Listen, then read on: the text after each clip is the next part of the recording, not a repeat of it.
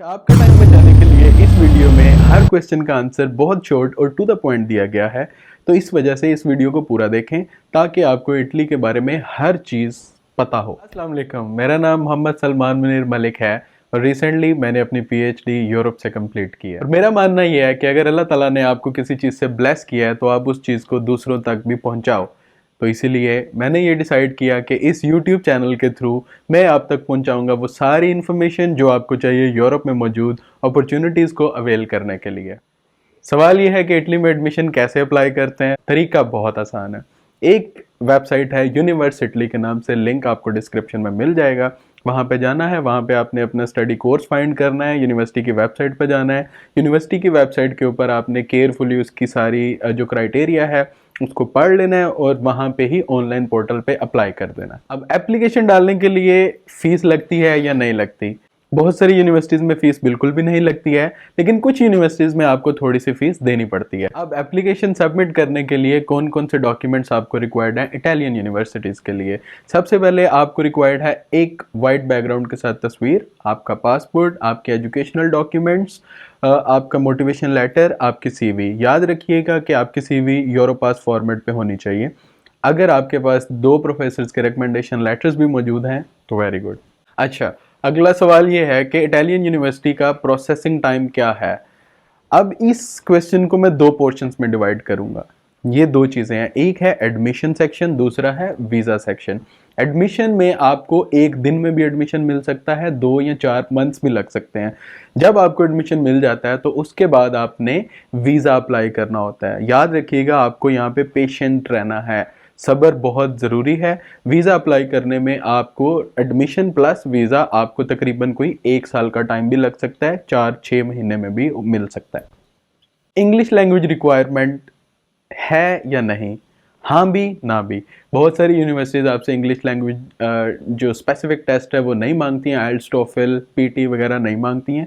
बहुत सारी यूनिवर्सिटीज़ आपसे मांग भी लेती हैं। कुछ यूनिवर्सिटीज़ ऐसी हैं जो आपको खुद अपना ही इंग्लिश लैंग्वेज टेस्ट ऑफ़र कर देती हैं।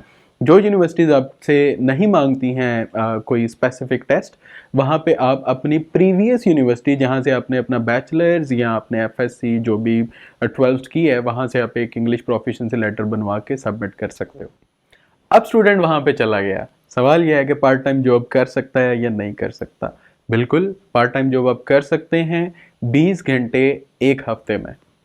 हेल्थ इंश्योरेंस कहाँ से करवाएं? पाकिस्तान और इंडिया में बहुत सारी इंश्योरेंस कंपनीज हैं जो आपसे 8-10-12 हज़ार रुपये लेके आपको हेल्थ इंश्योरेंस 1 साल की ट्रैवल मेडिकल इंश्योरेंस प्रोवाइड कर देते हैं। जब आप वहाँ पे पहुँच जाते हैं तो आप वहाँ के हॉस्पिटल से हेल्थ इंश्योरेंस ले सकते हैं। बैंक स्टेटमेंट की ज़रूरत है या नहीं है, और अगर है तो कितनी है?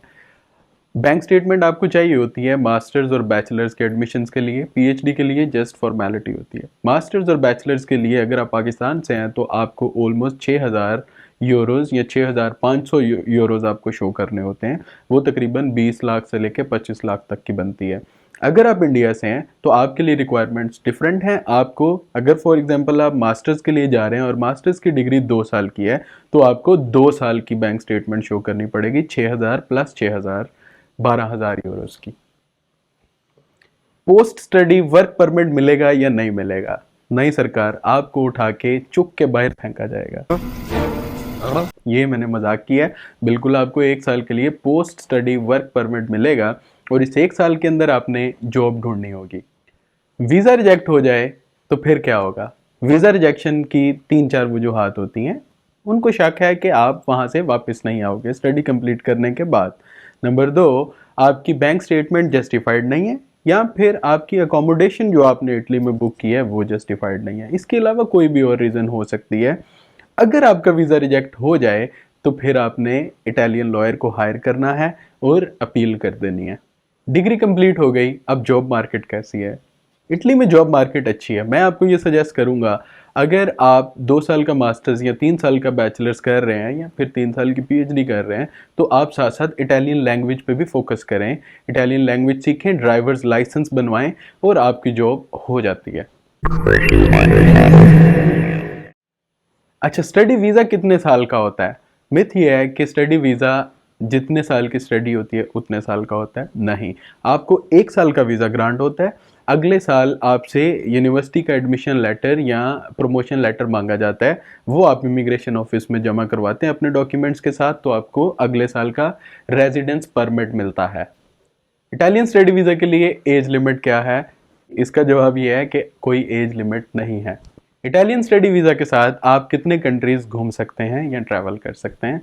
आपके लिए पूरा शेंजन खुला है। अगर आपको नहीं पता कि शेंजन क्या है, तो शेंजन एक पूरा रीजन है जिसमें ऑलमोस्ट कोई 26-27 कंट्रीज़ आते हैं, और इन 26-27 कंट्रीज़ के अलावा भी 4-5 कंट्रीज़ ऐसे हैं जिनमें जाने के लिए आपको कोई वीज़ा रिक्वायर्ड नहीं है, अगर आपके पास इटालियन स्टडी वीज़ा मौजूद है।